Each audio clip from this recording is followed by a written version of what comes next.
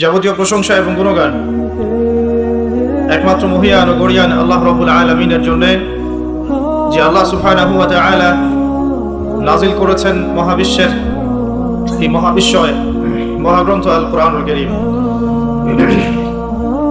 যাবতীয় প্রশংসা সে আল্লাহ পাকের জন্য, যে আল্লাহ রাব্বুল আলামিন আমাদেরকে মুসলিম পরিবারে জন্মগ্রহণ করার তৌফিক দান করেছেন এবং নবী মুহাম্মদ সাল্লাল্লাহু আলাইহি ওয়াসাল্লামের উম্মত হওয়ার সৌভাগ্য দান করেছেন। আবারও শুকরিয়া জানাই সেই মহান রবের দরবারে, যিনি আজকে আমাদেরকে এই শীতের রাতে দিনের কিছু কথা শোনার এবং জানার জন্য একত্রিত করেছেন। সকলে বলি আলহামদুলিল্লাহ। অগণিত অসংখ্য দরুদ এবং সালাত বর্ষিত হোক মহান আল্লাহ প্রেরিত সর্বশেষ নবী এবং চূড়ান্ত নবী, মানবতার মুক্তির দূত মুহাম্মদুর রাসূলুল্লাহ সাল্লাল্লাহু আলাইহি ওয়াসাল্লামের প্রতি। আমরা একবার দরুদ পড়ে নিই। আল্লাহুম্মা সাল্লি আলা মুহাম্মদ ওয়া আলা আলি মুহাম্মদ কামা সাল্লাইতা আলা ইব্রাহিম ওয়া আলা আলি ইব্রাহিম ইন্নাকা হামিদুম মাজিদ। আল্লাহুম্মা বারিক আলা মুহাম্মদ ওয়া আলা আলি মুহাম্মদ কামা বারাকতা আলা ইব্রাহিম ওয়া আলা আলি ইব্রাহিম ইন্নাকা হামিদুম মাজিদ। রাসূলুল্লাহ সাল্লাল্লাহু আলাইহি ওয়াসাল্লাম একটা হাদিসের মধ্যে বলেছেন, সেই ব্যক্তির জন্য ধ্বংস যার সামনে রাসূলুল্লাহ সাল্লাল্লাহু আলাইহি ওয়াসাল্লামের নাম উচ্চারিত হয়েছে কিন্তু সে রাসূলের নাম শুনে দরুদ পাঠ করেনি। রাসূল বলছেন, সেই ব্যক্তির জন্য ধ্বংস যার সামনে রাসূলের নাম উচ্চারিত হয়েছে কিন্তু নাম শুনে সে দরুদ পাঠ করেনি, সাল্লাল্লাহু আলাইহি ওয়াসাল্লাম বলেনি। আমরা কি ধ্বংস চাই? তাহলে আপনাদের মুখ বন্ধ কেন? বলেন সাল্লাল্লাহু আলাইহি ওয়াসাল্লাম। আর এই হাদিস থেকে একটা শিক্ষা নিয়ে নিতে হবে, যদি রাসূলের নাম শুনে দরুদ না পড়লেই এমন অভিশাপ নেমে আসে, যদি রাসূলের নাম শুনে দরুদ না পড়লেই এমন অভিশাপ নেমে আসে, তাহলে আমরা যদি সারা জীবন রাসূলের আদর্শের খেলাফ চলি, পরকালে নাজাত পাবো কি? আমরা কি হাউজে কাউসারের পানি পাবো? শাফাআত কি পাবো? কবরের উত্তর কি দেয়া যাবে? আল্লাহ রাব্বুল আলামিন সূরা হাশরের 7 নম্বর আয়াতে বলছেন, বা'দা আউযু বিল্লাহি মিনাশ শাইতানির রাজীম ওয়া মা আতাকুমুর রাসূলু ফাখুযু। রাসূলুল্লাহ সাল্লাল্লাহু আলাইহি ওয়াসাল্লাম তোমাদেরকে যা দিয়েছেন, মানে যা দিয়েছেন, যত কিছু দিয়েছেন, ফাখুযুহু সেটাকে গ্রহণ করো, সেটা রিসিভ করো, গ্রহণ করে নাও। ওয়া মা নাহাকুম আনহু ফান্তাহু। রাসূলুল্লাহ সাল্লাল্লাহু আলাইহি ওয়াসাল্লাম তোমাদেরকে যা থেকে নিষেধ করেছেন বিরত থাকো। তার মানে রাসূলুল্লাহ সাল্লাল্লাহু আলাইহি ওয়াসাল্লামের সুন্নাহ মোতাবেক জীবন গড়ো, তাহলে ইনশাআল্লাহ তাআলা সফল হওয়া যাবে। কথা ঠিক কিনা? এখন রাসূলের এই সুন্নাহ কি শুধুমাত্র শরীরের উপরে থাকবে? শুধুমাত্র কি নামাজের মধ্যেই থাকবে? শুধুমাত্র জিকির আজগার তাসবিহ তাহলিলের মধ্যেই থাকবে? শুধুমাত্র কি আমাদের ব্যক্তি জীবনেও থাকবে? নাকি জীবনের প্রত্যেকটা ক্ষেত্রেই সুন্নত বাস্তবায়ন করতে হবে? কোনটা? যদি আমরা দাড়ি রাখি, রাসূলের সুন্নাহ মতো দাড়ি রাখি, মাশাআল্লাহ। আর আমি যুবক ভাইদেরকে রিকোয়েস্ট করব, যাদের দাড়ি নাই বা দাড়ি শেভ করছেন, আজকের লেকচারের পর থেকে দাড়ি আর শেভ করেন না। ওয়াদা করছেন ইনশাআল্লাহ? এতে করে আপনি প্রতিদিন সকালবেলা উঠে রাসূলুল্লাহ সাল্লাল্লাহু আলাইহি ওয়াসাল্লামের সুন্নতকে জবাই করছেন। জবাই করছেন না? ধারালো অস্ত্র দিয়ে আপনি প্রত্যেকদিন সকালে উঠে রাসূলের সুন্নতটাকে কি করছেন? জবাই করছেন। কাজটা ভালো হবে কি? একটু আগে বললাম, রাসূলের নাম শুনে যদি দরুদ না পড়ে তাহলেই নবীজি বলছেন তার জন্য ধ্বংস হোক।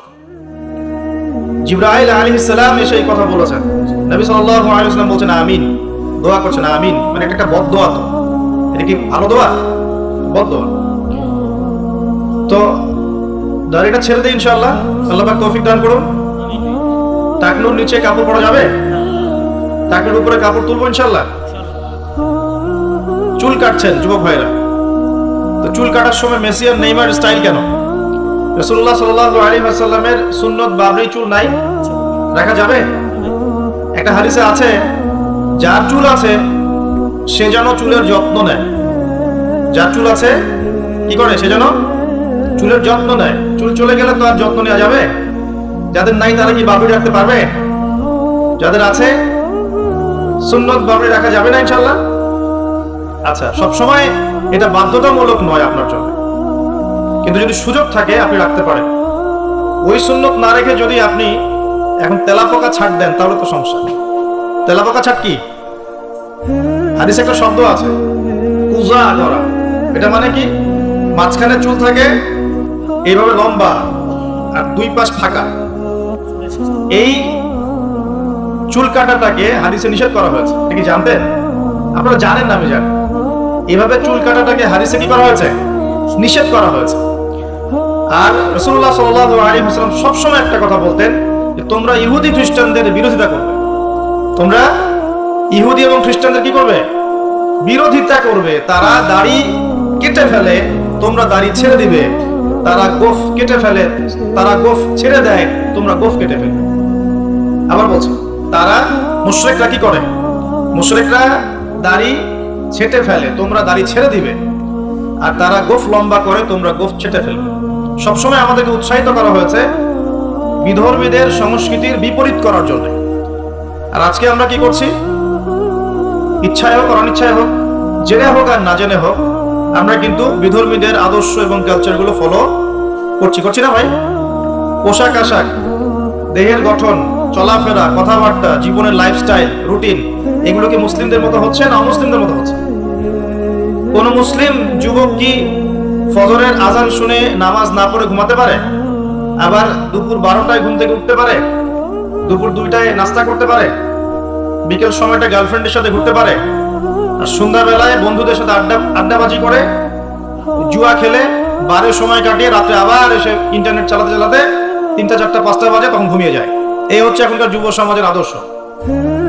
একটা অসুস্থ প্রজন্ম তৈরি করছে আমরা, অসুস্থ প্রজন্ম। বিগত মনে হয় 40-50 বছর থেকে একটা প্রজন্ম তৈরি হয়েছে বাংলাদেশে, স্পেশালি আমাদের মতো ইয়াং জেনারেশন যারা আছো, একটা অসুস্থ প্রজন্ম তৈরি হয়েছে। বাবাকে সালাম দিতে এদের লজ্জাবোধ হয়, ঘরে ঢুকে মাকে সালাম দিবে লজ্জা পায়, বাসা থেকে বের হওয়ার সময় দোয়া করে বের হবে, মনে থাকে না, চুলটা কাটবে রাসূল সাল্লাল্লাহু আলাইহি ওয়াসাল্লাম মতো না, ওদের আদর্শ নেই। ড্রেস আপ, গেট আপ, পোশাক আশাক হবে ইসলামিক লেবাস, ওদের লজ্জা লাগে, মনে হয় যেগুলো এই যুগে মনে হয় চলে না। যদি ঢিলা ঢালা পোশাক পরি তাহলে আমি পিছিয়ে পড়বো, এটা মনে হয়। তারপরে দেখা যায় পাপকে তারা খুব একটা পাপ মনে করে না। জেনা ওদের কাছে পাপ নয়, প্রিমিক্সিং ওদের কাছে কোনো পাপ নয়, ছেলে মেয়ের অবাধ মেলামেশা ওদের কাছে কোনো পাপ মনে হয় না, এটা স্বাভাবিক মনে হয়। গার্লফ্রেন্ড বয়ফ্রেন্ড কালচার ওদের কাছে স্বাভাবিক মনে হয়। মাদকদ্রব্য অলমোস্ট এভরিবডি, ওই প্রজন্মের মাদক, সিগারেট, গাঁজা, ইয়াবা, ফেন্সিডিল, এগুলোর সাথে সম্পৃক্ত। ম্যাক্সিমামই পর্নোগ্রাফির সাথে সম্পৃক্ত। প্রকাশ্য গোপনে মোবাইলে, ইন্টারনেটে, বাসায়, ল্যাপটপে সবাই পর্ন দেখছে বসে বসে। হ্যাঁ, রাত্রে পর্ন দেখে সকালে নামাজ পড়তে আসে। তারপরে অপসংস্কৃতি, বিভিন্ন কনসার্টে এদেরকে পাবেন আপনি। বিভিন্ন এই যে পিকনিকের মৌসুম চলছে এখন, উচ্চস্বরে গান বাজনা বাজাবে, হ্যাঁ, ওখানে মাদকদ্রব্য সেবন করবে, সারা রাত জাগবে, ওখানে পাবেন আপনি এদেরকে। রাত 3টা 4টায় অ্যালার্ম দিয়ে থাকে যে আর্জেন্টিনা আর ব্রাজিলের খেলা আছে, এই জন্য তা আপনি ধরতে পারেন না। পড়াশোনা করছে, কি পড়াশোনা করছে আল্লাহ ভালো জানেন, এবং এই পড়াশোনাগুলো দিয়ে দেশেরই বা কি উপকার হচ্ছে আমি সেটাতেও প্রশ্ন তুলতে পারি। কতজন বিজ্ঞানী তৈরি করেছে, কতজন আইনস্টাইন তৈরি হয়েছে। উচ্চশিক্ষার জন্য বাইরে যাচ্ছি, ডিগ্রিগুলো অর্জন করে দেশে আসছি, এসে বলছি আল্লাহ বলতে কেউ নাই। একটা অসুস্থ প্রজন্ম তৈরি করছি আমরা। মোবাইল এডিকশন, স্ক্রিন এডিক্টেড, সারাদিন ফোন নিয়ে দেখবেন ব্যস্ত, এবং ফোনে কিন্তু ভালো কিছু করছে না, খারাপ কিছু করছে। ফ্রি ফায়ার খেলছে, পাবজি খেলছে, ফোনে জুয়াও খেলা হয় এখন, ফোনে এখন জুয়াও খেলা হয়। এক জায়গায় গোল হয়ে বসে আছে, জিজ্ঞাসা করবেন কেন, ইনভেস্টিগেট করে দেখবেন লুডু খেলছে। এই লুডু নামে যে গেম আছে আমরা জানতামই না, ভাবতাম যে একসাথে গোল হয়ে বসে কি করে এরা। একদিন এক যুবক বললো যে লুডু খেলে।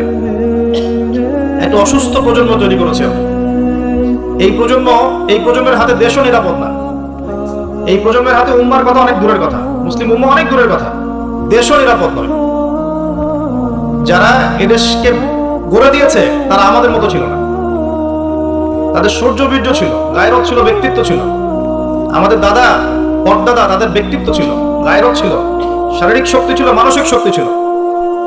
এমন প্রজন্ম দেখছেন অঙ্কে 80 নাম্বার না পেলে একটা A+ না পেলে আত্মহত্যা করে ফেলছে, ভাবখানে এমন জীবনটাই নষ্ট হয়ে গেল।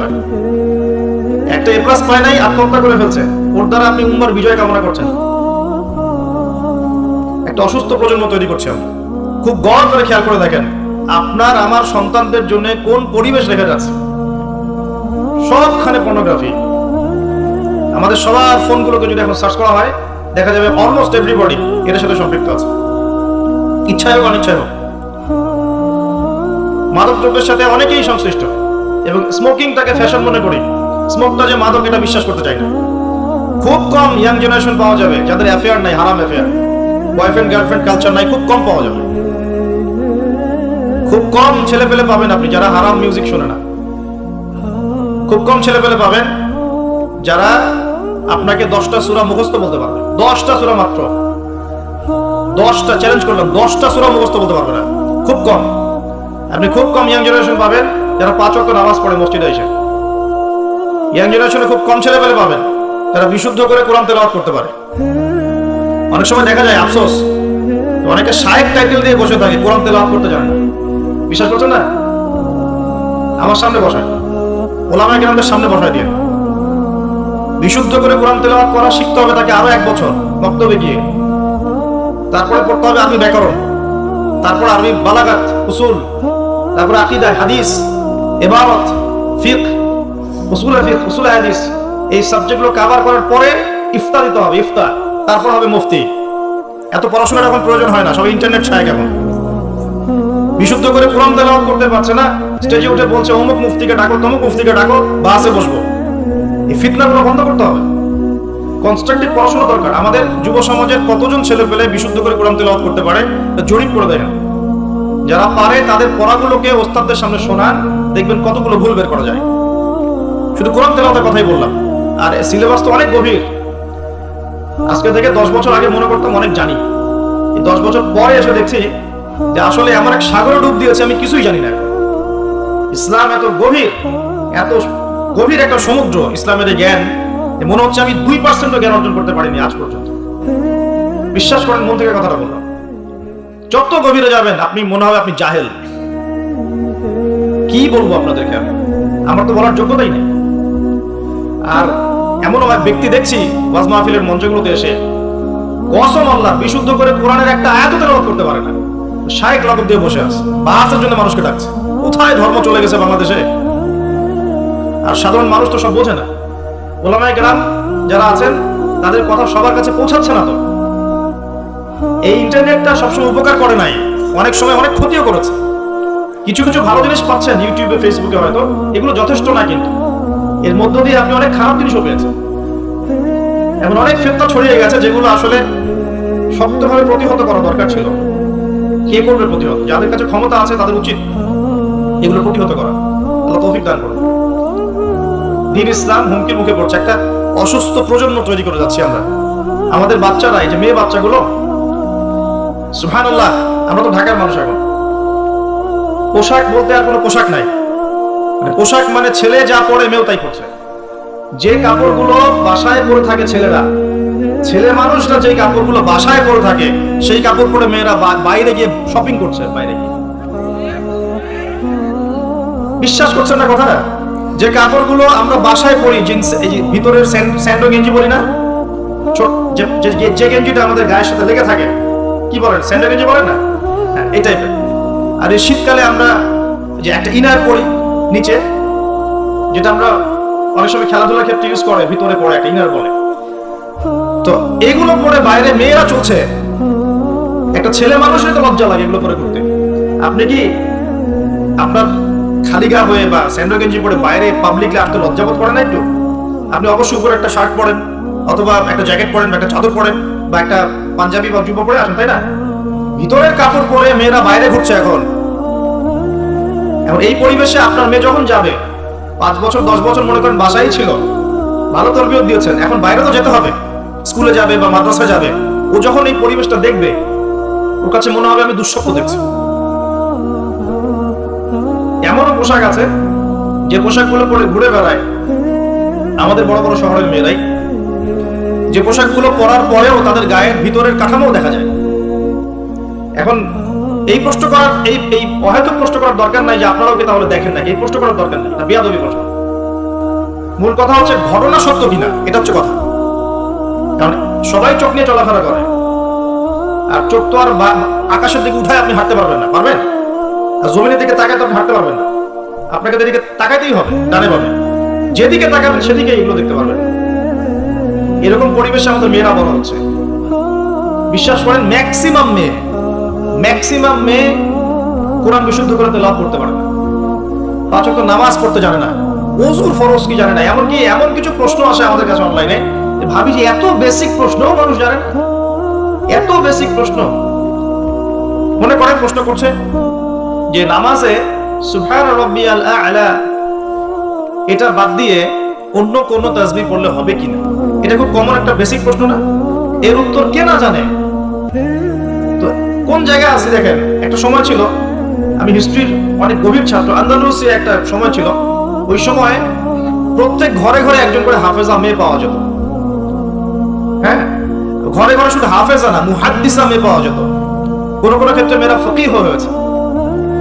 এখন দেখবেন বেসিক ওযুর মাসআলা, গোসলের মাসআলা, হ্যাঁ ফরজ গোসলের মাসআলা, নামাজের ফরজ ওয়াজিব, হায়েজ নেফাসের মাসআলা, এই বেসিক মাসআলাগুলো আমাদের তরুণ প্রজন্ম জানে না। অথচ এদিকে পড়াশোনা করেছে 20 বছর 25 বছর, কোথায় পড়াশোনা করলেন আর কি শিখলেন? আর এত টাকা পয়সা খরচই বা কেন করলেন এর পিছনে? আমরা তো বলছি না যে জেনারেল শিক্ষায় শিক্ষিত হবেন না, কিন্তু ইসলামিক শিক্ষাকে বিসর্জন দিয়ে কি জেনারেল শিক্ষায় শিক্ষিত হতে হবে? ইসলামিক শিক্ষার কোনো দরকার নাই, দুনিয়ায় সবকিছু। আর জেনারেল শিক্ষায় শিক্ষিত হয়ে আপনি কি সত্যি আপনার শিক্ষা দিয়ে দেশ এবং জাতির খেদমত করছেন, নাকি একটা সার্টিফিকেটের জন্য আপনি দৌড়াচ্ছেন? নিজের মনকে, বিবেককে প্রশ্ন করবেন সততার সাথে, আয়নার সামনে দাঁড়িয়ে, সত্যি কি আপনি আপনার জ্ঞান দিয়ে সমাজের কোনো খেদমত করেছেন কিনা, নাকি আপনি জ্ঞানটা অর্জন করতে চাচ্ছেন শুধুমাত্র একটা সার্টিফিকেট অর্জন করা, সার্টিফিকেট দিয়ে একটা জব না হলে বিয়ে হবে না, বিয়ে না হলে মেয়ে দিবে না, মেয়ে না দিলে আমি তো জীবনে কিছুই করতে পারবো। এই তো জীবন চক্রটা এমনি চলছে। তরুণ প্রজন্মকে আমি প্রথমে রিকোয়েস্ট করবো যে একটা আয়াত দিয়ে আলোচনা শুরু করেছে। প্রিয় ভাইরা এবং বোনেরা, আল্লাহ পাক বলেছেন ওয়ামা আতাকুমুর রাসূলু ফাখুযু। আল্লাহর আদেশ এটা, যখন আল্লাহ পাক কোনো আদেশ করেন সেটা কিন্তু ফরজ হয়ে যায়। আল্লাহর আদেশ কি হয়? আল্লাহ যখন কোনো আদেশ করেন সেটা কি হয়? ফরজ। আল্লাহ পাক বলেছেন ওয়ামা আতাকুমুর রাসূল ফাখুযু। রাসূলুল্লাহ সাল্লাল্লাহু আলাইহি ওয়াসাল্লাম যা তোমাদেরকে দিয়েছেন, যে সুন্নাহগুলো দিয়েছেন সেগুলো গ্রহণ করো। ওয়ামা নাহাকুম আনহু ফান্তাহু। রাসূল যা থেকে নিষেধ করেছেন দূরে থাকো। দুটো জিনিস পাচ্ছেন, যা দিয়েছেন নিতে হবে, যা নিষেধ করেছেন ছাড়তে হবে। শুধু যা দিয়েছেন নিব, যা নিষেধ করেছেন ছাড়বো না, এটাও কিন্তু হলো না। যা দিয়েছেন নিতে হবে, যা ছাড়তে বলেছেন কি করতে হবে? ছাড়তে হবে। আপনাকে দাড়ি ছাড়তে বলেছেন, ছেড়ে দেন। গোফ কেটে ফেলতে বলেছেন, কেটে ফেলেন। দুটোর উপর আমল হয়ে গেল। ঘুমাচ্ছেন আপনি, কেন মিউজিক শুনতে শুনতে আপনি কানের মধ্যে হেডফোন দিয়ে ঘুমিয়ে যাবেন? এটা কি রাসূলের সুন্নাত হলো নাকি? সুন্দর করে ওযু করবেন, এই রাতটা থেকে আমল শুরু করেন ইনশাআল্লাহ, আজকে থেকে সুন্দর করে ওযু করবেন। যদি পসিবল হয় সূরা মুলক তেলাওয়াত করবেন। কোন সূরা? তাবারাকাল্লাযী বিয়াদিহিল মুলক ওয়া হুয়া আলা কুল্লি শাইইন কাদির। এই সূরাটা রাতে তেলাওয়াত করতে বলেছেন আল্লাহ পাক, খেয়াল করে দেখেন। এবং ফজিলত বলা হয়েছে এই সূরার তেলাওয়াত ইনশাআল্লাহ আপনাকে কবরের আযাব থেকে বাঁচাবে। এটা হাদিস আছে কিন্তু। আর একটা লিংক আপনাকে দেই, একটু মনোযোগ দিবেন। লিংকটা হচ্ছে আল্লাহ পাক কোরআনের আয়াতগুলোকে তুলনা করেছেন আকাশের তারার সাথে। কিসের সাথে? আকাশের তারার সাথে। আকাশের তারা কি করে? শুধু কিন্তু সৌন্দর্য বৃদ্ধি করে না, আকাশের তারাগুলোকে যদি মিলাতে পারেন সঠিকভাবে, আপনি পথ খুঁজে পাবেন। কি পাবেন? পথ বা রাস্তা খুঁজে পাবেন। আর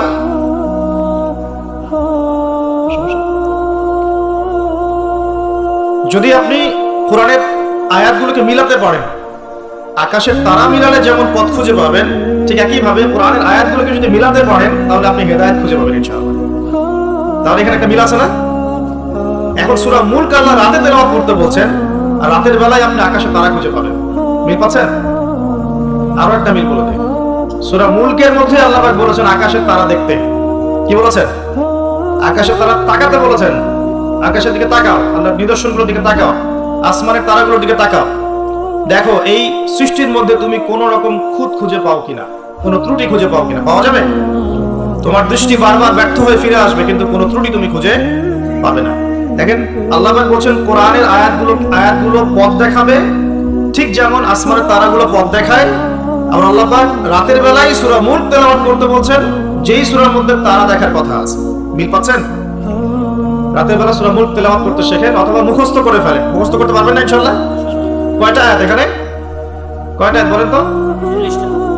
কয়টা? আস্তাগফিরুল্লাহ। কয়টা আয়াত? 30টা। কয়টা আয়াত? নবীজি বলেছেন কোরআনে একটা সূরা আছে 30 আয়াতের। কত আয়াতের? 30 আয়াতের। এই 30 আয়াতের সূরা তার পাঠকের পক্ষে ঝগড়া করবে, আল্লাহ পাকের সাথে কথোপকথন করবে, বলবে যে আল্লাহ আমার পাঠকারীকে তুমি মাফ করে দাও, জোর দিবে। মানে এটা আল্লাহ পাকের ইচ্ছাতেই হবে, এবং আল্লাহ পাক তার কথা শুনবেন এবং তাকে মাফ করে দেবেন ইনশাআল্লাহ। তো এই সূরাটা মুখস্থ করা যাবে না ইনশাআল্লাহ? এই সূরার শেষে আরেকটা কথা আছে, পুরো সূরা বললে পুরো সূরা এই সূরা দিয়ে লেকচার শেষ হয়ে যাবে, এটা আরেকদিন বলবো ইনশাআল্লাহ। শেষের একটা কথা বলবি, এই সূরার শেষের দিকে একটা কথা আছে, কুল আরাআইতুম ইন আসবাহা মাউকুম গাওরান ফামা ইয়াতিকুম বিমাইন মাঈন। আল্লাহ পাক বলেন তোমরা কি কখনো ভেবে দেখেছো যে যদি আল্লাহ পাক এই ভূগর্ভস্থ পানিটাকে নিচে নামিয়ে দেন, ভূগর্ভস্থ পানির স্তরটাকে নিচে নামিয়ে দেন, কোন সত্তা কি আছে যে তোমাকে সেই পানি এনে দিবে? আছে? এই আয়াত থেকে আমাদের একটা শিক্ষা আছে, একটু বলি শোনেন। শিক্ষাটা হচ্ছে আমরা এখন অপচয় খুব পটু, আমরা খুব অপচয় করি জিনিসপত্র। আমরা গ্যাস অপচয় করি, রাষ্ট্রের সম্পদ অপচয় করি, রাষ্ট্রের রাস্তাঘাট নিজের বাপ দাদার সম্পত্তি মনে করে নষ্ট করে ফেলি। সম্পত্তি কিন্তু আমার না, এটা রাষ্ট্রের, জনগণের। আপনি রাষ্ট্রের সম্পত্তি নষ্ট করতে পারেন না, আপনাকে কিন্তু জবাব দিতে হবে।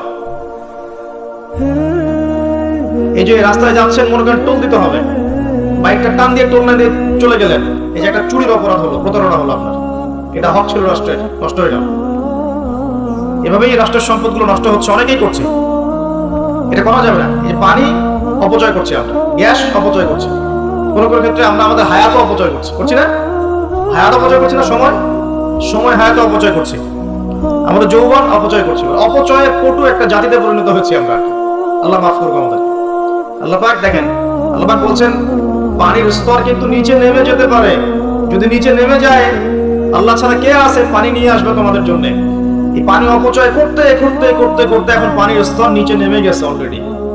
ঢাকা সহ বাংলাদেশের, ঢাকা স্পেশালি এর পানির যে লেয়ার এটা নিচে নেমে যাচ্ছে দিন দিন। খবর আছে আপনার?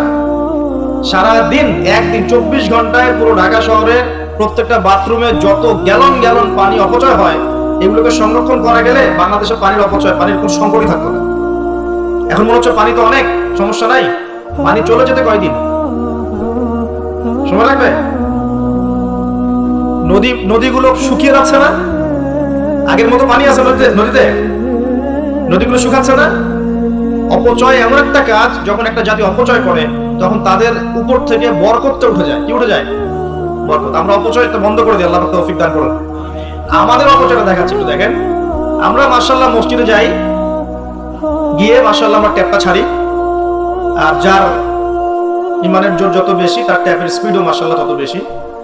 ঠিক আছে, পানি পড়তে থাকে দেদা আসছে, এক বালতি পানি দিয়ে আমরা ওযু করি, এক বালতি পানি দিয়ে আমরা একজন ওযু করি। খেয়াল করে দেখেন, এখন যদি মসজিদে নামাজ পড়তে আসে 500 জন মুসল্লি, 500 বালতি পানি খরচ করে ফেলেছে। ওমর রাদিয়াল্লাহু আনহুর যুগ হলে এই মুসল্লিরা মাইর খেত। ওমর রাদিয়াল্লাহু আনহুর যুগটা থাকলে এখন এই মুসল্লিদেরকে পিটানো হতো, ওখানে প্রশাসন থাকতো কতটুকু পানি খরচ করতে দেখার জন্য। এটা কি অপচয় হচ্ছে না আপনার কাছে? এক বালতি পানি দিয়ে রাসূল সাল্লাল্লাহু আলাইহি ওয়াসাল্লাম এক বালতিরও কম পানিতে গোসল করতেন। সহিহ বুখারী পড়ে দেখেন, নবী সাল্লাল্লাহু আলাইহি ওয়াসাল্লাম এক বালতিরও কম পানি দিয়ে গোসল করতেন। আর আমরা ওযুই করি এক বালতি পানি লাগে, আধা বালতি পানি লাগে। আর এই শহরগুলোতে যে শাওয়ার ছেড়ে দিলাম, ব্যাস পড়ছে পানি 1 লিটার, 10 লিটার, 15 লিটার, 20 লিটার গোসল করতেছে। মহিলা ঢুকলে তো কথাই নাই, 40-50 লিটার পানিও চলে যেতে পারে। এই যে পানির অপচয়, এটা লেকচারে বলবো ভাবছিলাম, সুযোগ পাচ্ছিলাম না, আজকে মনে পড়েছে বলে দিলাম। পানির অপচয় করেন না, আল্লাহ পাক কিন্তু পানির নিয়ামত নিয়ে নিতে পারেন, পানির স্তর নিচে নেমে যেতে পারে, কিন্তু আল্লাহ পাক আমাদেরকে বোঝার তৌফিক দান করুন। শুধু পানি না, কোন সম্পত্তিরই অপচয় করবেন না, ব্যক্তিগতও না, রাষ্ট্রেরও না। সম্পত্তি সঞ্চয় করার চেষ্টা করেন ইনশাআল্লাহ, তাহলে সামনের যে দিনগুলো আসবে কঠিন, ওই সময় ইনশাআল্লাহ লাভ হবে আমাদের। কঠিন দিন যে সামনে আসছে এটা কি বিশ্বাস করেন না? বিশ্বাস করার দরকার নাই, যখন আসবে তখন বুঝেন।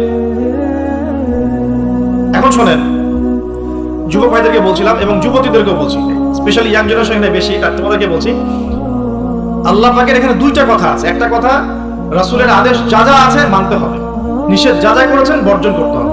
স্টার্ট করেন ঘুম থেকে। ঘুমানোর সময় আপনি সূরা মুলক পড়েন। সূরা মুলক তেলাওয়াত করতে হলে কোরআন তেলাওয়াত করার আগে শিখতে হবে, তাই তো? সবাই জানি তো কোরআন তেলাওয়াত করা জানি? কনফিডেন্স নাই? কোরআন তেলাওয়াত করা জানেন না? আল্লাহ সবাইকে তৌফিক দেখ। আজকের মাহফিল সার্থক হবে যদি একটা ওয়াদা করে বাসায় যান, এই ওয়াদাটা পূরণ করতে পারেন। আজকের এই মাহফিল সফল করবেন।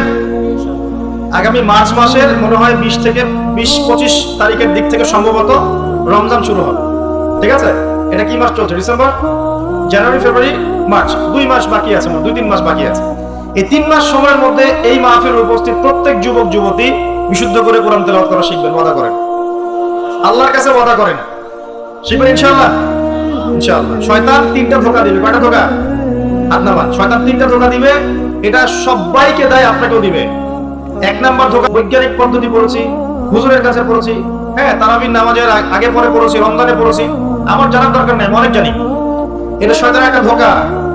ভালো করে পড়াশোনা করলে বুঝবেন যে আপনি কিছুই জানেন না এখনো। দ্বিতীয় ধোঁকা হচ্ছে, আপনাকে শয়তান ধোঁকা দিবে, আমার অনেক বয়স হয়ে গেছে, আমি আর পারবো না। এই ধোঁকা দেয় নাই ভাই? আমার অনেক বয়স হয়ে গেছে, আমি আর পারবো না, আমার জিহ্বায় আসে না। জিহ্বায় না আসলেও পড়তে হবে, তাহলে আপনি ডাবল নেকি পাবেন ইনশাআল্লাহ। জিহ্বায় না আসলেও যারা পড়ে, হাদিসে আসছে, মানে আটকে আটকে যায়, তারপরেও ওহু আলাইহি শাক্কুন, এটা তার উপর কঠিন হয়, তারপরেও সে চেষ্টা করে, ফালাহু আজরান, তার জন্য ডাবল পুরস্কার, ডাবল নেকি হবে ইনশাআল্লাহ। আরেকটা শয়তান ধোঁকা দিবে, এটা তোমাদেরকে দিবে, ইয়াংদেরকে। সেটা হলো, অনেক সময় পড়ে আছে, এত তাড়াহুড়োর কিছু নাই, পরে শিখে নিব। এই ধোঁকা দেয় নাই? এই ধোঁকা দিয়ে দিই তো বয়স হয়ে গেল 25-30, এখনো 30টা কোরআনের আয়াত তুমি বলতে পারছো না। 30টা কোরআনের আয়াত তুমি জানো না, এটা তো ওই ধোঁকারই ফসল। তোমার আব্বা আম্মাকে আগে ধোঁকা দিয়েছে শয়তান, যে বাচ্চাটাকে আগে বড় করি, স্কুল কলেজ বিশ্ববিদ্যালয়টা শেষ হোক, তারপরে দেখা যাবে। ওই করতে করতে ছেলের বয়স হয়ে গেছে 25-30, এখনো ওযুর মাসআলা জানে না, নামাজের মাসআলাগুলো জানে না, ফরজ ওয়াজিব সুন্নাত মুস্তাহাব বোঝে না, আর ইসলামের গভীর জ্ঞান তো অনেক দূরের কথা। কোরআন, হাদিস, আকীদা, উসুল, ফিকহ, এগুলো তো অনেক পরের কথা। এখন সে দিন শেখার জন্য একটাই মাধ্যম সামনে পায়, ফেসবুক, ইউটিউব। ফেসবুক, ইউটিউব, বাস, দ্যাটস অল। আর ফেসবুক, ইউটিউব মানেই কি? ঢুকবে, দেখবে অমুক যা বললো তমুকের বিরুদ্ধে, আর তমুক যা বললো অমুকের বিরুদ্ধে, এইটাই দেখবে। এখানে শেখার তো তেমন কিছু নাই। আপনি তো এখানে সমালোচনা শিখবেন খালি। এখানে শিখবেন কিভাবে ওয়াজ মাহফিলে উঠে কাউকে তুচ্ছ তাচ্ছিল্য করতে হয়। আপনি শিখছেন এখানে কিভাবে একজন একজনকে গালি দিচ্ছে, কিভাবে একদল আরেকদলকে গালি দিচ্ছে, কিভাবে এ তার বিরুদ্ধে বলছে, ও তার বিরুদ্ধে, এগুলো শিখছেন আপনি। তাহলে সঠিক শিক্ষা পাবেন কোথায়? এখানে ঈমান রিচার্জ করবেন, সঠিক শিক্ষাটা পাবেন কোথায়? আপনাকে তো আলেম ওলামার কাছে সোহবতে যেতে হবে তো, এবং সিলেবাস ভিত্তিক পড়াশোনা করতে হবে তো। না হলে শুধু এই ইন্টারনেটে ঢুকলে আপনি বিভ্রান্ত হয়ে যাবেন। ইন্টারনেট একটা ফিতনার জায়গা এখন। এটাকে মাধ্যম বানাতে পারেন আপনি, আপনি সহযোগী মাধ্যম বানাতে পারেন, কিন্তু একমাত্র মাধ্যম বানালেই সমস্যা আছে, আপনি শেষ, তখন সমস্যা হয়ে যাবে আপনার। এই কথাগুলো আমাদের বাস্তব জীবনের উপলব্ধি থেকে বলছি, ইনশাআল্লাহ আপনার জীবনে ফায়দা দিবে ইনশাআল্লাহ। প্রিয় যুবক ভাইরা, এই 3টা ধোঁকা থেকে বেঁচে থাকবেন। রাত্রেবেলা কি তেলাওয়াত করবেন তাহলে? কোন সূরা? সূরা মুলক। আচ্ছা, ফজিলত কি? কি ফজিলত? ইনশাআল্লাহ আপনাকে আল্লাহ রাব্বুল আলামিন এই সূরা তেলাওয়াতের বরকতে, এর ওসিলা ইনশাআল্লাহ কবরের আযাব থেকে বাঁচাবেন ইনশাআল্লাহ। কবরের আযাব সত্য না মিথ্যা? চোখে দেখা যায়? কোন পরীক্ষাগারে প্রমাণ করা যায়? তাহলে পশ্চিমারা যে বলে পরীক্ষা নিরীক্ষা পর্যবেক্ষণ ছাড়া কোনো জ্ঞান নেওয়া যাবে না, তাহলে কি হবে? এই যে শিক্ষা ব্যবস্থা দাঁড়িয়ে আছে এখনকার এই দর্শনের উপরে, পরীক্ষা নিরীক্ষা পর্যবেক্ষণ, চাক্ষুষ না দেখা পর্যন্ত কিছু বিশ্বাস করি না। যদি বিশ্বাস করেন তখন আপনাকে বলবে ধর্মান্ধ হয়ে ব্যক্তি। কি বলবে? কথা বোঝেন না আমার? হ্যাঁ, ওদের ফিলোসফি অফ এডুকেশন, মানে আমরা বলি এটাকে এপিস্টিমোলজি, আমাদের ফিলোসফিতে বলতে এপিস্টিমোলজি মানে জ্ঞান তত্ত্ব। এই শব্দের অর্থ হচ্ছে কি? জ্ঞান তত্ত্ব। ওদের জ্ঞান তত্ত্ব হচ্ছে যে যেটা ভিজুয়াল না, আমরা যা দেখি না, এবং যেটা স্পর্শ করা যায় না, ইন্দ্রিয় দিয়ে উপলব্ধি করা যায় না, মানে স্পর্শ করে বোঝা যায় না, গন্ধ নিয়ে বোঝা যায় না, তারপরে কঠিন তরল না বায়বীয় পরীক্ষা করা যায় না, পরীক্ষা নিরীক্ষা পর্যবেক্ষণের মাধ্যমে সিদ্ধান্তে আসা যায় না, এটাকে জ্ঞান বলে না। যদি এটাকে এই সিঁড়িগুলো উত্তরানো যায় তখন সেটা জ্ঞান, ওদের দর্শনের।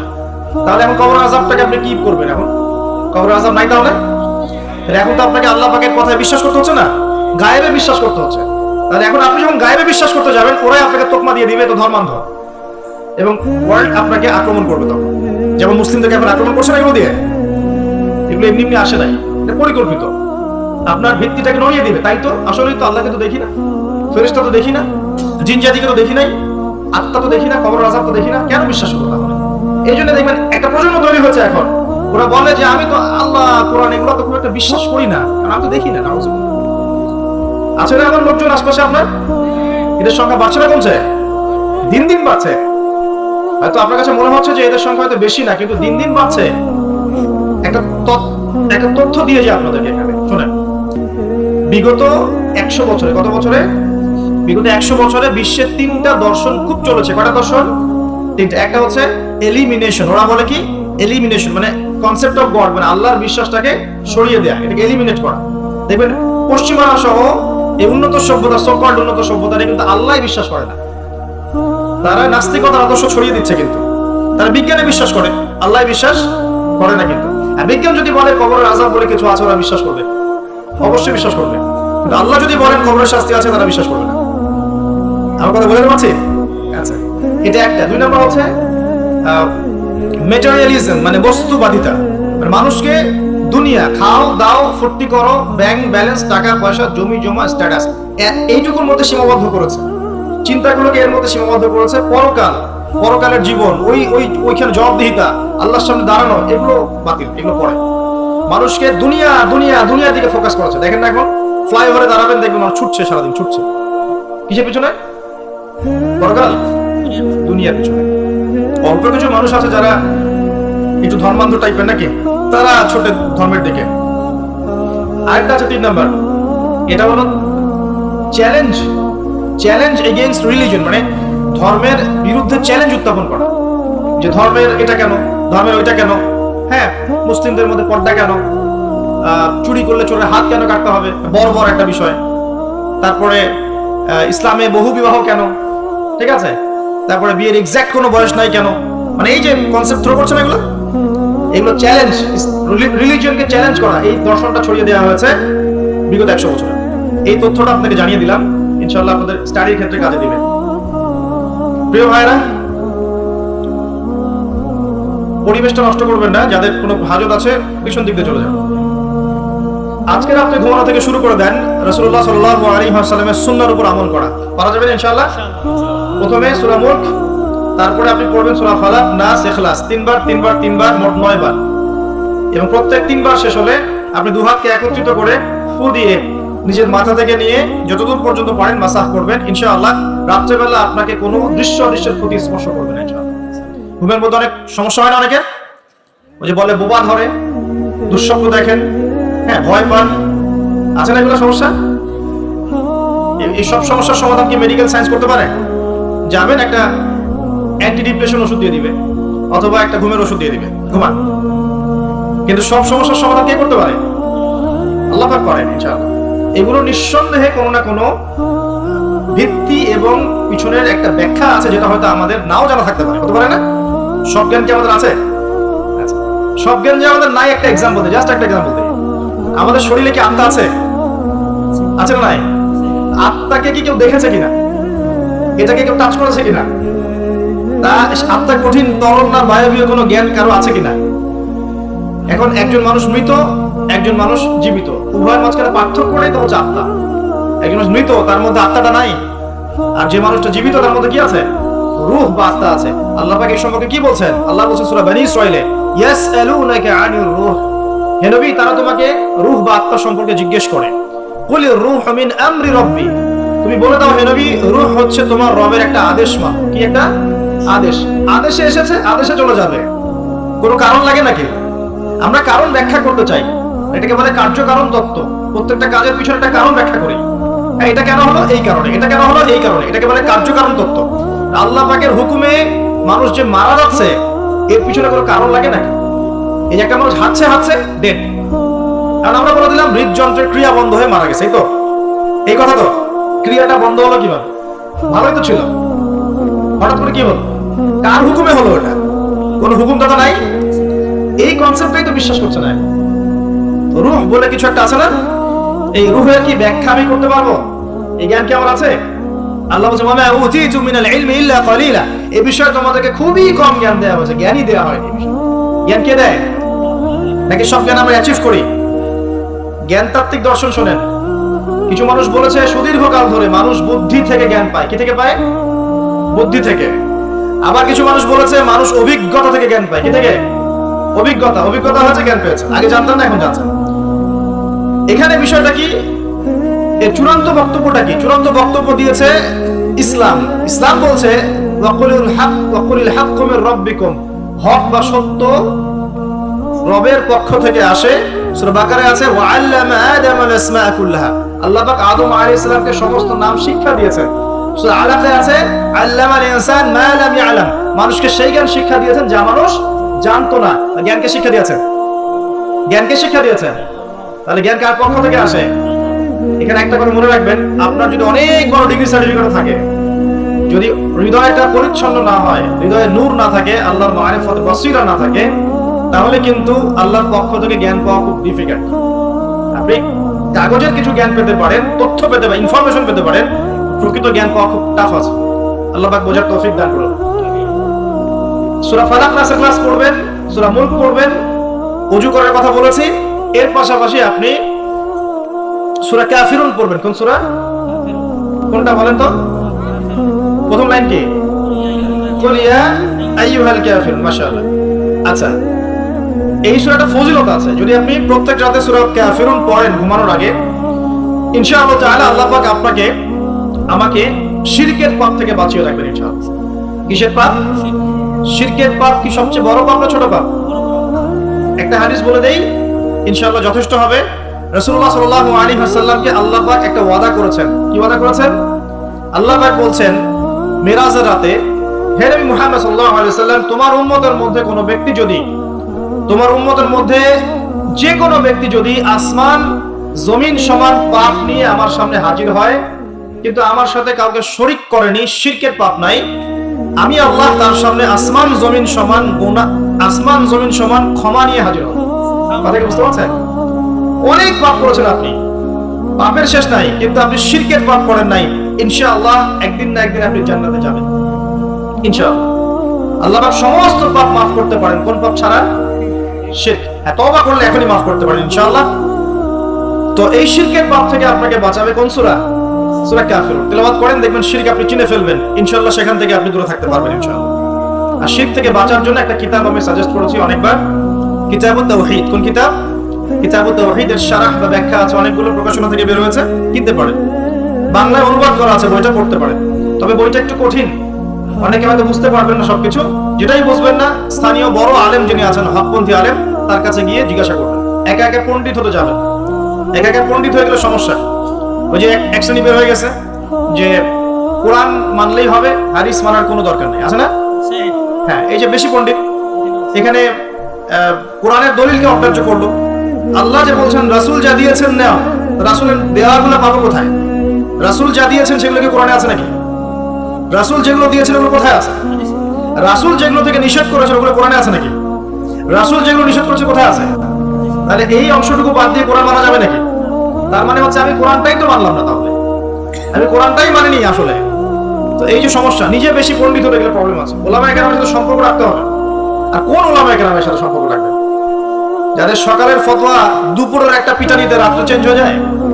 সকালে একটা ফতোয়া দিয়েছে, ওই ফতোয়া দেওয়ার কারণে দুপুরে একটা মাইর খাইছে, রাত্রেবেলা সেই ফতোয়া চেঞ্জ, হকপন্থী হয়ে গেল।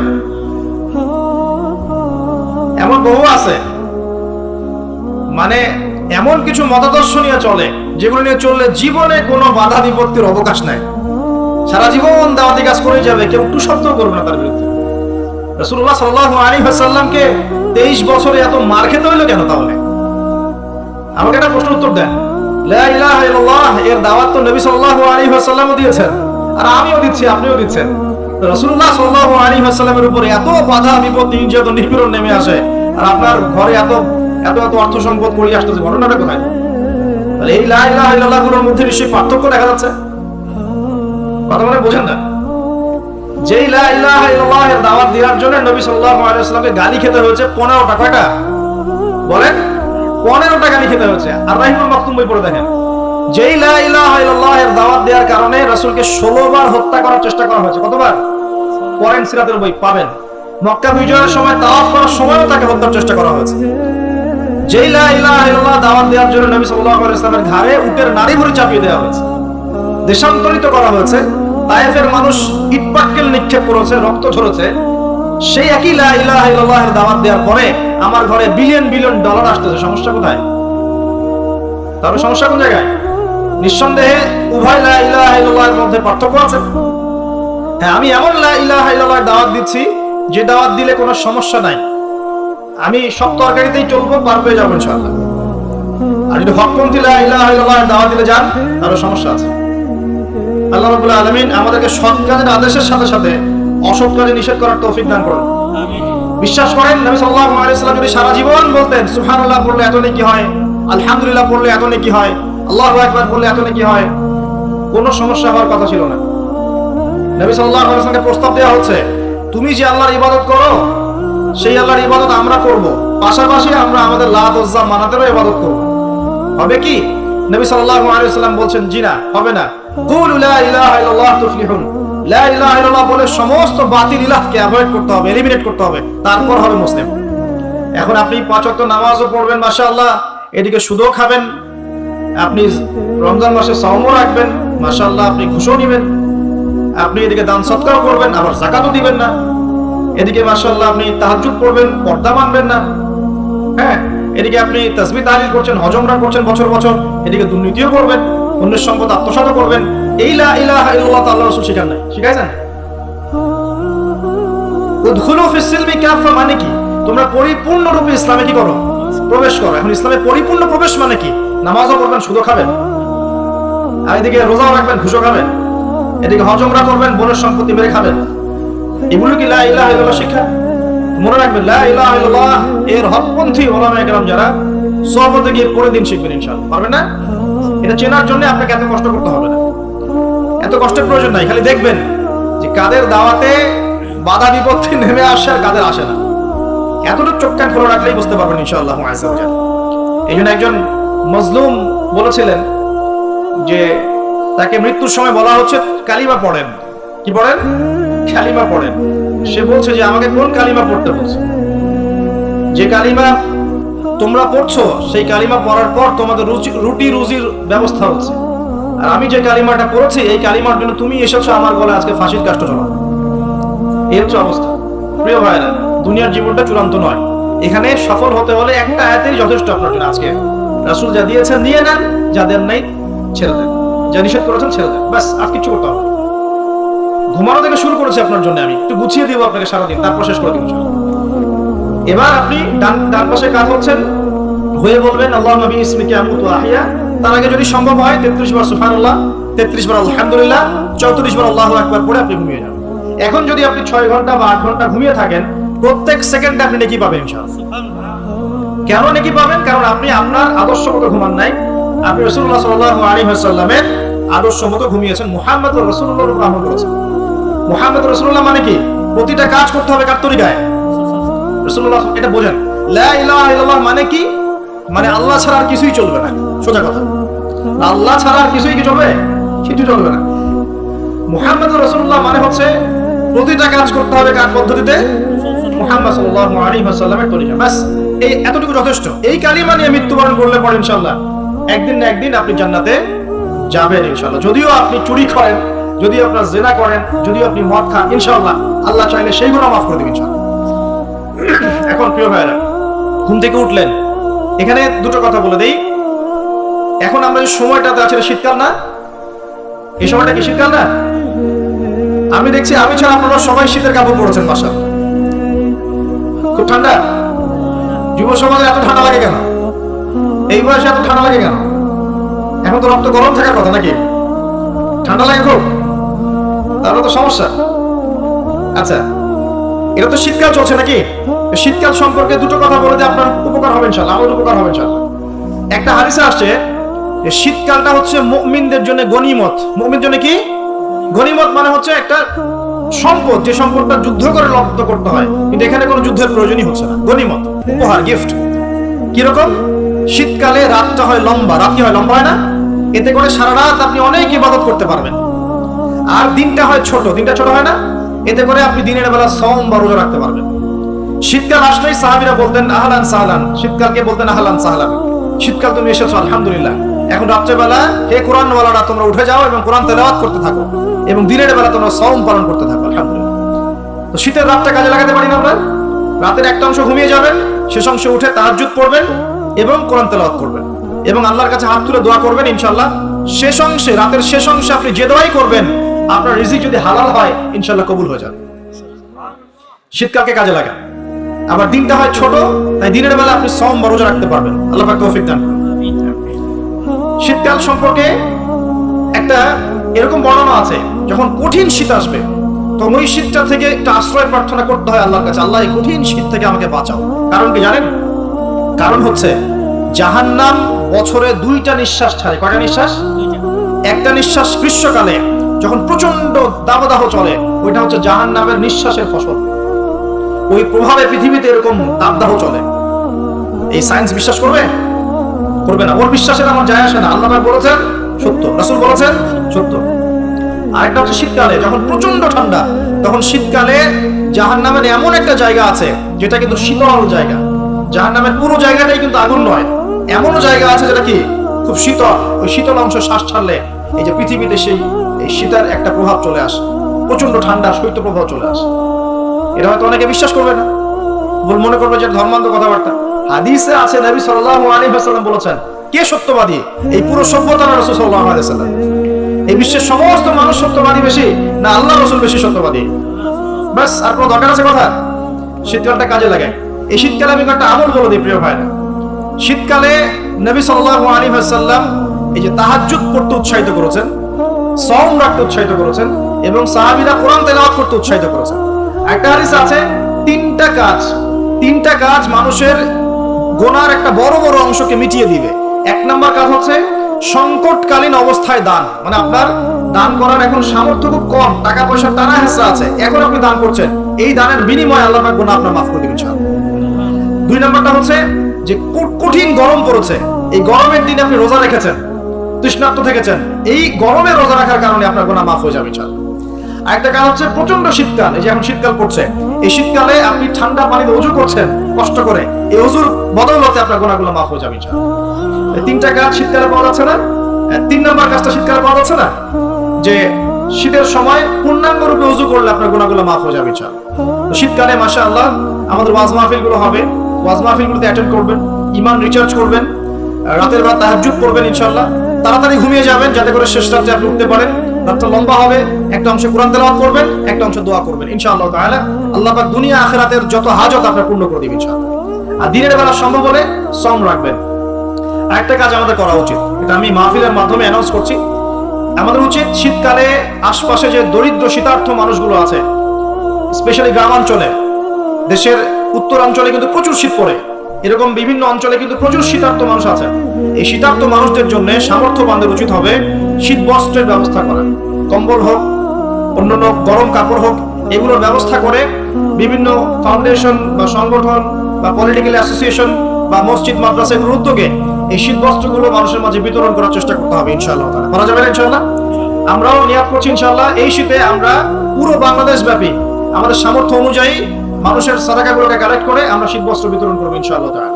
এবং আমরা রিকোয়েস্ট করবো আপনাদের দানের হাতটাকে প্রশস্ত করতে। তবে মনে রাখবেন, কখনো যদি দেখেন যে আমার নামে বা আমাদের ফেসবুক আইডি ইউজ করে, পোস্টকে ইউজ করে কেউ দান সদকা চাচ্ছে, এনশিওর না হওয়া পর্যন্ত কেউ দান করবেন না। এরকম প্রচুর প্রতারক ফ্রড বের হয়েছে যারা আমাদের নাম ইউজ করে কিন্তু মানুষের কাছে টাকা পয়সা চাওয়ার চেষ্টা করছে। আমি কখনো মানুষের সামনে এভাবে কোনো প্রজেক্টের জন্য টাকা পয়সা চাই না। যদি চাই এইভাবে জনসমক্ষে এসে বলবো যে এই প্রজেক্টের জন্য চাচ্ছি। মানে এখন যেটা বললাম, ইনশাআল্লাহ শীতকালে আমরা শীত বস্ত্র বিতরণ করব। যার যার সামর্থ্য আছে আমাদের অফিসিয়াল পেজে আমাদের সব নাম্বারগুলো, অ্যাকাউন্ট নাম্বারগুলো দেওয়া হবে, সেখানে আপনারা পাঠাবেন, আমরা বিতরণ করবো ইনশাআল্লাহ। এবং সেটা সম্পূর্ণ আমার নিজের তত্ত্বাবধানে চলবে ইনশাআল্লাহ তাআলা। এখন এই কাজগুলো শুধু আমরা করবো না, আপনারাও করবেন। বিভিন্ন সংগঠন থেকে করবেন, আপনাদের মসজিদ থেকে করবেন, মাদ্রাসা থেকে করবেন, পলিটিক্যাল অ্যাসোসিয়েশন থেকে করবেন, ধর্মীয় সংগঠনগুলো থেকে করবেন। এতে করে কি হবে জানেন? নবী সাল্লাল্লাহু আলাইহি ওয়াসাল্লাম বলেছেন, আপনি যদি কোনো বান্দা যদি অন্য মুসলিম ভাইয়ের কোনো হাজত প্রয়োজন পূরণ করে দেয়, আল্লাহ রাব্বুল আলামিন কিয়ামতের মাঠে তার হাজত পূরণ করে দিবেন ইনশাআল্লাহ। অন্য বর্ণনায় আছে দুনিয়া এবং আখিরাতে আল্লাহ পাক তার হাজত পূরণ করে দিবেন ইনশাআল্লাহ। একটা হাদিসে এসেছে, একজন বান্দা যতক্ষণ মুসলিম ভাইয়ের প্রয়োজন পূরণ করে, আল্লাহ রাব্বুল আলামিন ততক্ষণ পর্যন্ত তার প্রয়োজন পূরণ করে থাকেন। অতএব অন্যের মুখে হাসি ফোটানোর নিমিত্তে এই শীতার্থ মানুষগুলোর পাশে আমাদের দাঁড়ানো উচিত। আল্লাহ পাক আমাদেরকে তৌফিক এনায়েত করুন। শীতকালে এই কাজগুলো করবেন। আর শীতকালে কিন্তু কিছু কিছু নোংরামি কাজ হয়, এই কাজগুলোও বর্জন করতে হবে। পারবো না ইনশাআল্লাহ? এক নম্বর নোংরামিটা হচ্ছে, শীতকালে দেখবেন এমন কিছু অনুষ্ঠানের আয়োজন করা হয় যেগুলোতে অপসংস্কৃতির বাদ্যযন্ত্র বাজতে থাকে। স্পেশালি দেখবেন গ্রামে গঞ্জে কিছু কিছু পিকনিক আয়োজন করে, এগুলোতে দেখবেন এমন গান বাজনা বাজায়, ডিজে গান বাজায়, যে মানুষের সারা রাত ঘুম হারাম হয়ে গেছে। হয় না এরকম হয়। ঐতিহ্য রক্ষা করতে সমস্যা নাই। শীতকালে আমাদের এখানে পিঠার উৎসব হতো না, তারপরে আমাদের এই যে একটা নবান্ন উৎসব হতো না, একটা দেশীয় লোকজ ঐতিহ্য থাকে, সেগুলো পালন করতে সমস্যা নেই, যতক্ষণ পর্যন্ত সেগুলোর মধ্যে কোনো শিরক বেদাত বা হারাম না ঢুকছে, এগুলো পালন করতে সমস্যা নেই। কিন্তু আপনি পিকনিক করবেন, এখানে ধারসে মিউজিক প্লে করবেন, ডিজে বাজাবেন, মানুষের ঘুম নষ্ট করবেন, হারাম করবেন, এটা কি ইসলাম জায়েজ করেছে নাকি? এই কাজগুলো শীতে বেশি হয়, সতর্ক থাকবেন। শীতে আবার দেখি আমরা অনেকেই কি করি, ব্যাডমিন্টন খেলেন, তাই না? সরকারি লাইন থেকে একদম মাশাআল্লাহ ইলেকট্রিক লাইন নিয়ে যদি খেলতে হয়, নিজের বাড়ির লাইন থেকে খেলবেন, নিজের বাসা থেকে লাইন নিয়ে খেলবেন। খেলেন, আমি উৎসাহিত করছি, কারণ এটা আপনার ফিজিক্যাল স্ট্যামিনা বাড়াবে, অ্যাটলিস্ট আপনার শরীর চর্চা হবে। ঠিক আছে, আপনার শরীর চর্চার দরকার আছে। এই কাজগুলো মোবাইলের সামনে বসে বসে সময় নষ্ট করার অনেক ভালো আছে, ঠিক আছে? কিন্তু আপনি চুরি করে লাইন নেবেন না কারোর কাছ থেকে। তারপর শীতকালে দেখবেন কি হয়, বেশি বেশি মাদকের আসর বসে শীতকালে। ঠান্ডা তো, শীতকালে বেশি বেশি মাদক দ্রব্যের আসর বসে, খেয়াল করে দেখেন। এগুলো থেকে আমরা যুব সমাজকে বাঁচাতে হবে। শীতকালে জেনা বেড়ে যায়, কিন্তু শীতকালে দেখবেন জেনা বেড়ে যায়, এটা একটা অ্যাডাল্ট ওয়ার্ড, কিন্তু আপনি বুঝবেন শীতকালে এগুলো বেড়ে যায়। আল্লাহ পাক এই যুব সমাজকে জেনা থেকে বাঁচিয়ে রাখুন। শীতকালে দেখবেন কনসার্ট বাড়ে, কিছু কনসার্ট বাড়ে না, মিউজিক্যাল কনসার্ট বাড়ে, দেখবেন মানুষ স্টেজে উঠে একদম কি লাফালাফি শুরু করে, কি মিউজিক গুলো প্লে করে, মানুষ উন্মাদনার মধ্যে রেখে দেয়, এবং হাজারে না লক্ষ লক্ষ যুবক সেই কনসার্টগুলোতে যায়। এগুলো থেকে বেঁচে থাকবেন, বরং প্রয়োজনে ওয়াজ মাহফিলগুলোতে এসে ঈমানকে রিচার্জ করেন। আল্লাহ পাক তৌফিক এনায়েত করুন। আমরা শীতকালটাকে মূল্যায়ন করি, হায়াতটাকে মূল্যায়ন করি, ইনশাআল্লাহ তাআলা এই শীত আমাদের জীবনে বরকত নিয়ে আসবে ইনশাআল্লাহ। এবং আল্লাহ রাব্বুল আলামিন এর ওসিলায় আমাদের গুনাহগুলো মাফ করবেন, বেশি বেশি নেক আমলের তৌফিক দিবেন, যাতে করে পরকালটা সুন্দর হয় ইনশাআল্লাহ। আল্লাহ রাব্বুল আলামিন সবাইকে তৌফিক এনায়েত করুন, আমিন। প্রিয় ভাইরা, এভাবে আপনি রাতটা পার করলেন, দিনের বেলা এবার সকালে ঘুম থেকে উঠলেন, উঠে আপনি কি করবেন? নিজের মন গড়া পদ্ধতিতে উঠে বাথরুমে চলে যাবেন, নাকি একটু দোয়া কালাম করবেন? উঠে দোয়া করবেন, আলহামদুলিল্লাহিল্লাযী আহইয়ানা বা'দা মা আমাতানা ওয়া ইলাইহি নুশুর। গিয়ে আগে কোন পা ঢুকাবেন? ডান পা না বাম পা? আগে বাম পা। বিসমিল্লাহ বলে ঢুকিয়ে আল্লাহুম্মা ইন্নী আউযু বিকা মিনাল খুবসি ওয়াল খাবাইস, ইস্তেনজা করেন। যতক্ষণ ইস্তেনজা করছেন আপনি ইবাদতের মধ্যে আছেন ইনশাআল্লাহ। এবার বের হলেন, গুফরানাকা বলে বের ওযু করবেন। প্রথমে বিসমিল্লাহ, ওযু ধীর স্থির ভাবে করবেন। আর যে বললাম, খুব বেশি পানি ইউজ করার দরকার নেই, পানির স্পিডটা কম রাখবেন, পানি অপচয় করবেন না। দেখেন, ওযু যদি বিশুদ্ধ না হয়, নামাজ কি বিশুদ্ধ হবে? ওযুতে যদি আপনি এক বালতি পানি শেষ করেন, তাহলে তো হলো না কিছু। ওযুতে পরিমাণ মতো পানি ইউজ করেন, তারপরে ওযু শেষে কালিমা শাহাদা পড়লে আপনার জন্য জান্নাতের দরজাগুলো খুলে যাবে ইনশাআল্লাহ। এবার মিসওয়াক করলেন, ওযু শেষে, ওযুতেও মিসওয়াক করতে পারেন, শেষেও করতে পারেন। এবার আপনি পায়ে হেঁটে হেঁটে নামাজে যাচ্ছেন। নামাজে যাওয়ার সময় বাসা থেকে বের হবেন, এমনি এমনি বের হবেন না দোয়া করবেন? কোন দোয়া পড়বেন? বিসমিল্লাহি তাওয়াক্কালতু আলাল্লাহি ওয়া লা হাওলা ওয়া লা কুওয়াতা ইল্লা বিল্লাহ। বাস, বের হওয়ার সাথে সাথেই একজন ফেরেশতা আপনার সাথে চলে আসবে ইনশাআল্লাহ, শয়তান দূরে চলে যাবে। এবার পায়ে হেঁটে হেঁটে আপনি মসজিদ যাচ্ছেন, প্রত্যেক পদক্ষেপে হাঁটছেন, একটা করে পা ফেলছেন, একটা গুনাহ মাফ, একটা করে পা ফেলছেন, একটা নেকি লেখা হচ্ছে। আর কি চাই বলেন? আল্লাহ পাক রহমত দিচ্ছেন, মর্যাদা বাড়াচ্ছেন। এই সময় একটা দোয়া করতে পারেন, আমি শিখিয়ে দিই। এই দোয়াগুলো সব হিজতুল মুসলিম বইয়ের মধ্যে আছে। প্রিয় ভাই, সবগুলো দোয়া মুখস্থ করে ফেলেন। সারা জীবনে কত কিছু মুখস্থ করলেন। আমি ফখর করছি না, কিন্তু আমি বিশ্বাস করেন, এই মুহূর্তে যদি বাংলাদেশের সব দোয়ার বইও না থাকে, মুখস্থ একটা পুরো হিজতুল মুসলিম লিখে দিতে পারবেন ইনশাআল্লাহ। পুরা বইটা মুখস্থ করে ফেলবেন ইনশাআল্লাহ। পারা যাবে না? যদি ইসলাম তো এমনই, পৃথিবীতে যদি কোনো কোরআনের কপিস এখন না থাকে, এরকম কপিস, এরকম লক্ষ লক্ষ হাফেজ, কোটি কোটি হাফেজে কোরআন আছেন, আগামীকাল হওয়ার আগেই, সূর্য ওঠার আগেই কোরআন লেখা শেষ হয়ে যাবে। হবে না? মুখস্থ করে ফেলবেন। সবকিছু অ্যাপসে নির্ভর হবেন না, বইয়ে নির্ভর হবেন না, নিজের জেহেনে নিয়ে নেবেন ইনশাআল্লাহ। এরপরে আপনি চলার পথে পড়বেন আল্লাহুম্মা ইজআল ফি কলবি নূরা ওয়া ফি লিসানি নূরা ওয়া ফি সামঈ নূরা ওয়া ফি বাসারি নূরা ওয়া আন ইয়ামিনি নূরা ওয়া আন শিমালি নূরা ওয়া মিন ফাওকি নূরা ওয়া মিন তাহতি নূরা আল্লাহুম্মা ইজআল ফি নাফসি নূরা। এই দোয়াটা পড়তে পারেন। এতে করে আল্লাহ পাক আপনাকে নূর দিবে। কি দিবে? নূর বা আলো দিবে ইনশাআল্লাহ। এই নূর আপনার জীবনেও লাগবে, কবরেও লাগবে ইনশাআল্লাহ। এবার নামাজে গেলেন, মসজিদে ঢুকবেন, কি এমনি এমনি না দোয়া আছে?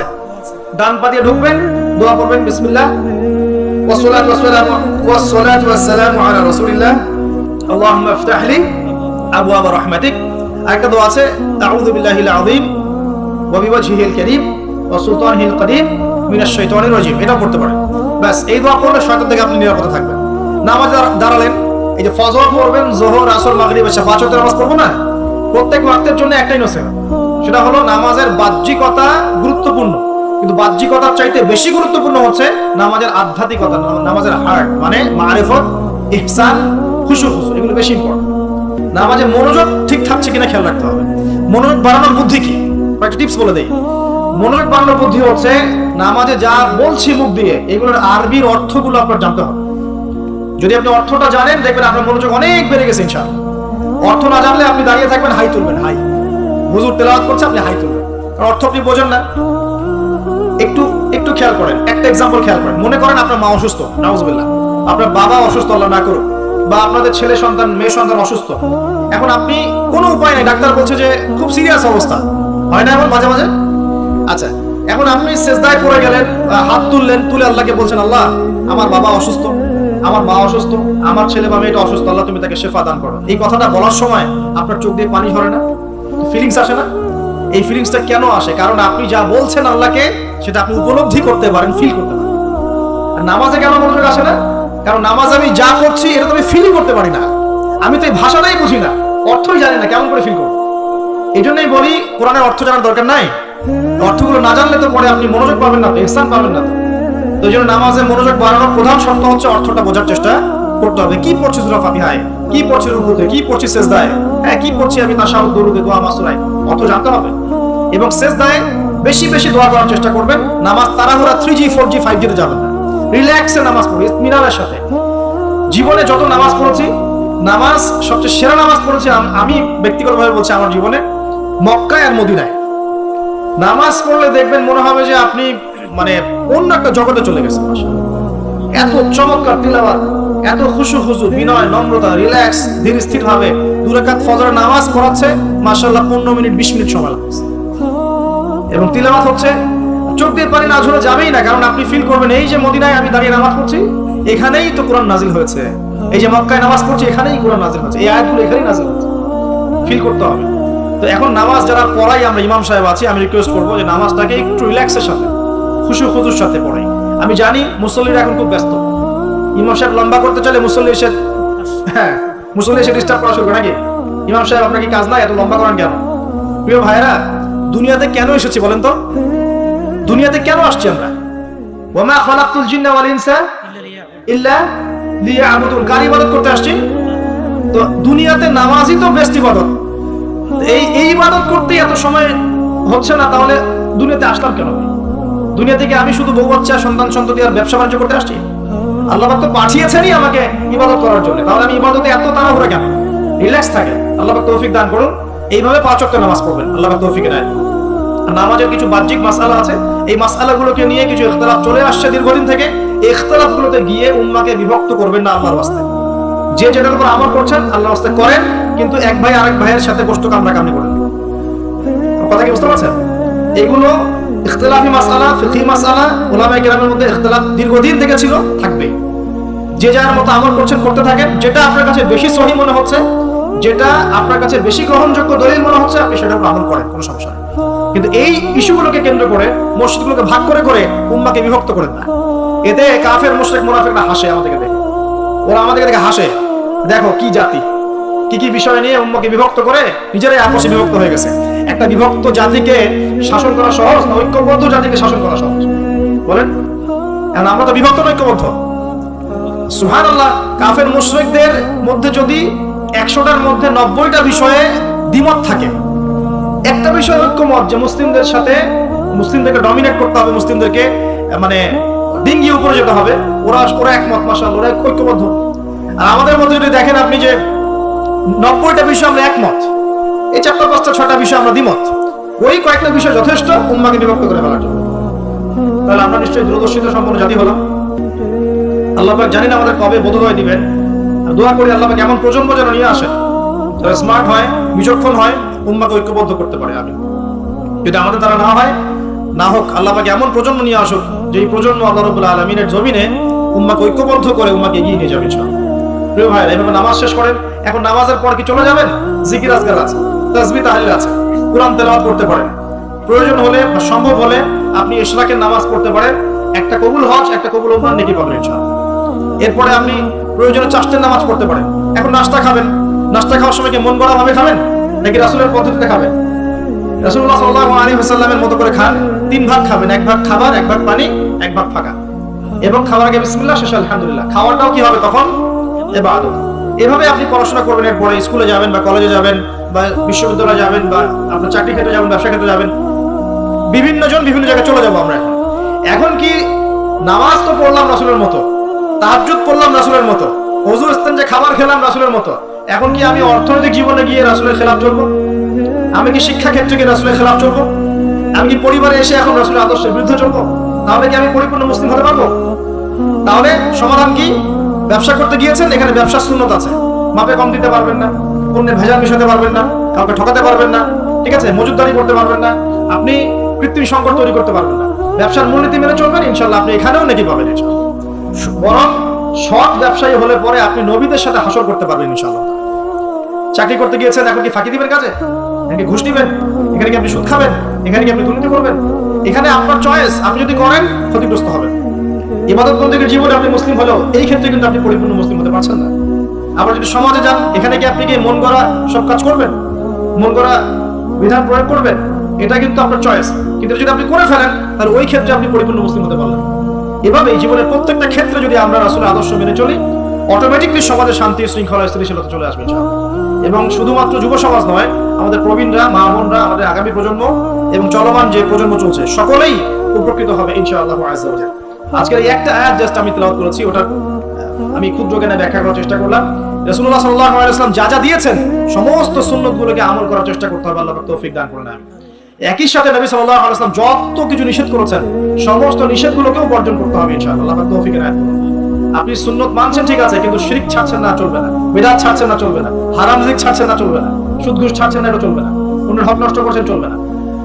যদি পরিপূর্ণ সাফল্য পেতে চাই, তাহলে কিতাবের পূর্ণ অংশের উপরই আমল করার চেষ্টা করতে হবে। এক অংশ মানবো, এক অংশ মানবো না, এই মুনাফিকি খাসলত ত্যাগ করতে হবে। আল্লাহ সবাইকে তৌফিক এনায়েত করুন।